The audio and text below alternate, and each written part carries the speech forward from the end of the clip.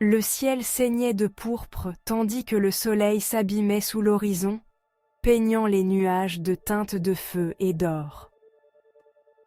Les couleurs éclatantes semblaient presque irréelles, comme si le ciel lui-même racontait une histoire ancienne et mystique.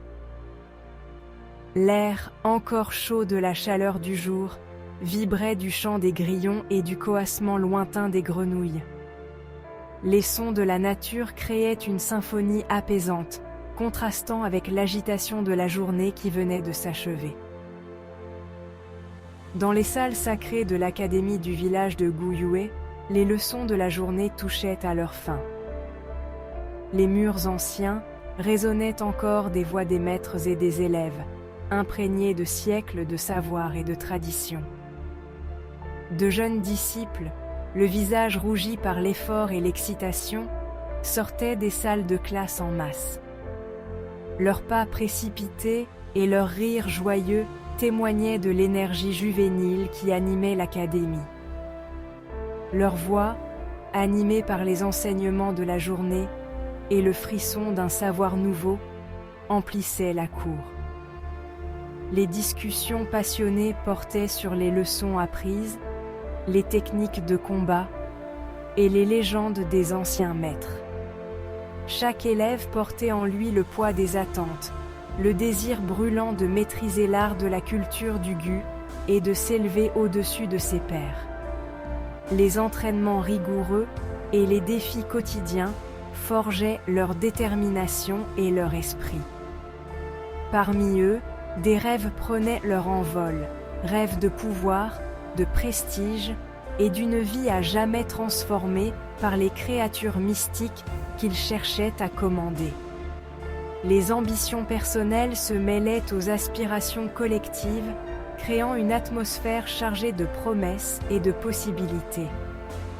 Pourtant, au milieu de cette tapisserie vibrante d'ambitions juvéniles, une silhouette solitaire se déplaçait avec un air de détachement. Cette figure isolée semblait en décalage avec l'effervescence environnante, comme si elle portait un fardeau invisible. Fang Yuan, l'expression indéchiffrable, marchait d'un pas mesuré, ses yeux sombres reflétant la lumière déclinante. Son visage, bien que jeune, portait les marques d'une sagesse et d'une détermination peu communes. Il ne se joignait pas aux discussions animées, ni aux joutes ludiques qui éclataient autour de lui. Son isolement volontaire le distinguait des autres, comme s'il poursuivait un objectif que lui seul comprenait. Son regard restait fixe, son esprit un tourbillon de calculs et de plans.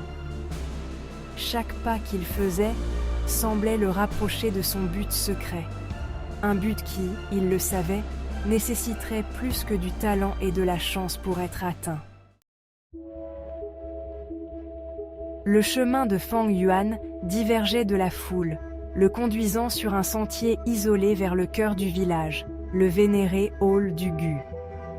L'air se chargeait de l'odeur des herbes et du léger bourdonnement de l'énergie Gu, un rappel constant du pouvoir qui pulsait dans ces lieux sacrés. Il frôlait d'anciens arbres, leurs branches noueuses tendant la main comme des doigts squelettiques, leurs feuilles murmurant des secrets portés par le vent. Alors qu'il approchait du hall du Gu, un éclair d'un vert éclatant attira son attention. Jiang Ya, ses robes émeraudes contrastant avec la pierre patinée du bâtiment, se tenait près de l'entrée. Son attitude habituellement joyeuse semblait assombrie, une pointe d'inquiétude gravée sur ses traits délicats. Elle tenait une petite boîte en bois finement sculptée, sa surface ornée de talismans protecteurs. Fang Yuan, le salua-t-elle, sa voix à peine plus qu'un murmure. « J'espérais te trouver. J'ai quelque chose qui pourrait t'intéresser. » Fang Yuan soutint son regard, son expression ne trahissant rien. Il était un maître dans l'art de dissimuler ses véritables intentions, un talent qui lui avait souvent sauvé la vie dans ce monde impitoyable. Il avait appris à garder soigneusement ses pensées, ses émotions voilées derrière un masque d'indifférence. Chaque respiration contrôlée, chaque mouvement mesuré, tout était calculé pour ne rien révéler.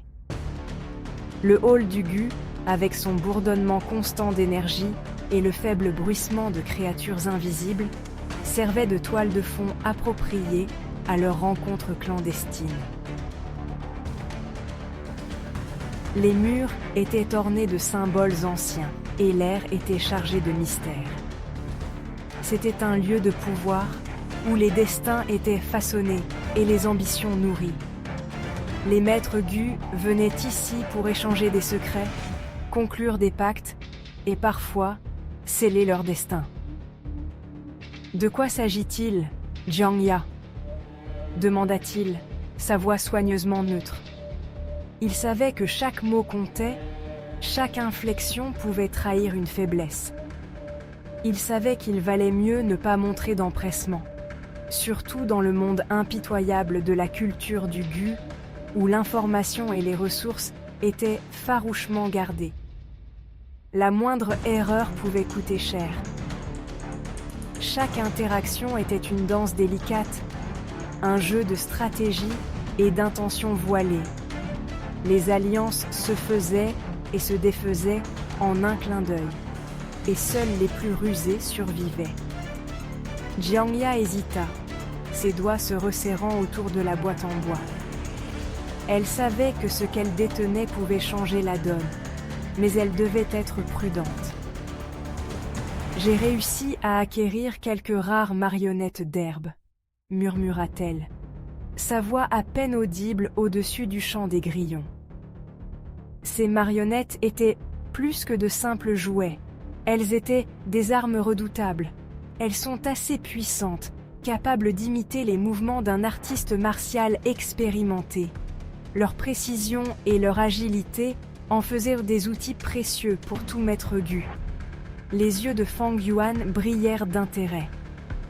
Il savait que ces marionnettes pouvaient lui donner un avantage considérable dans ses futures confrontations. Les marionnettes d'herbe, animées par des fils de soie de verre Gu et imprégnées de techniques de combat de base, étaient très recherchées par les maîtres Gu novices. Elles représentaient un mélange parfait de tradition et d'innovation. Elles servaient à la fois d'outils d'entraînement et d'atouts précieux lors de la prochaine évaluation, où les disciples seraient opposés les uns aux autres pour prouver leur valeur. Chaque disciple savait que leur performance déterminerait leur avenir dans le hall du Gu. Les marionnettes d'herbe étaient également documentées dans les anciens manuscrits, décrites comme des créations d'une grande ingéniosité. Les anciens maîtres Gu avaient perfectionné leur art au fil des siècles, et chaque génération apportait de nouvelles améliorations. Fang Yuan et Jiangya échangèrent un regard, chacun comprenant l'importance de cette transaction.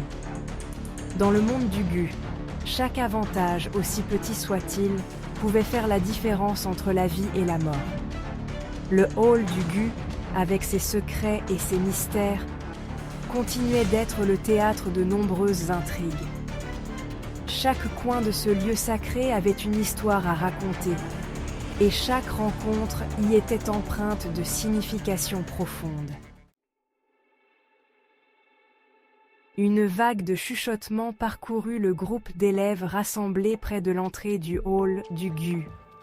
Les étudiants, vêtus de leurs robes traditionnelles, échangeaient des regards curieux et excités. La nouvelle de l'acquisition de Jiangya s'était répandue comme une traînée de poudre, attirant ceux qui souhaitaient prendre l'avantage lors de la prochaine évaluation. Les rumeurs circulèrent rapidement, chaque mot amplifiant l'importance de l'événement. Leurs yeux brillaient d'un mélange de désir et d'envie, tandis qu'ils observaient Fang Yuan et Jiangya, leurs négociations feutrées, à peine audibles, au milieu de l'excitation croissante. Les étudiants espéraient capter des bribes de la conversation, cherchant à comprendre les stratégies employées. Fang Yuan, parfaitement conscient de l'attention qu'ils attiraient, conserva son calme. Sa posture était détendue, mais ses yeux trahissaient une vigilance constante. Il écouta attentivement Jiang Ya exposer ses conditions, son esprit calculant rapidement les avantages et les risques potentiels de l'accord. Chaque mot prononcé par Jiang Ya était pesé et analysé. Il connaissait la valeur des marionnettes d'herbe, mais il comprenait également l'importance de négocier en position de force. Les marionnettes, bien que rares, n'étaient qu'un des nombreux éléments à prendre en compte. « Le prix que tu demandes est élevé », répliqua-t-il, sa voix calme et mesurée. Il savait que chaque mot comptait dans cette négociation délicate. « Bien que je reconnaisse la rareté de tes biens, je pense qu'un arrangement plus équitable peut être trouvé. » Fang Yuan proposa une alternative, espérant trouver un terrain d'entente. Jiang Ya, bien qu'initialement hésitante, se sentit attirée par la logique calme de Fang Yuan. Elle prit un moment pour réfléchir, pesant les options qui s'offraient à elle. Il possédait un esprit vif, une compréhension aiguë de la valeur tangible et intangible des biens échangés. Fang Yuan savait que chaque transaction était une danse délicate entre offre et demande.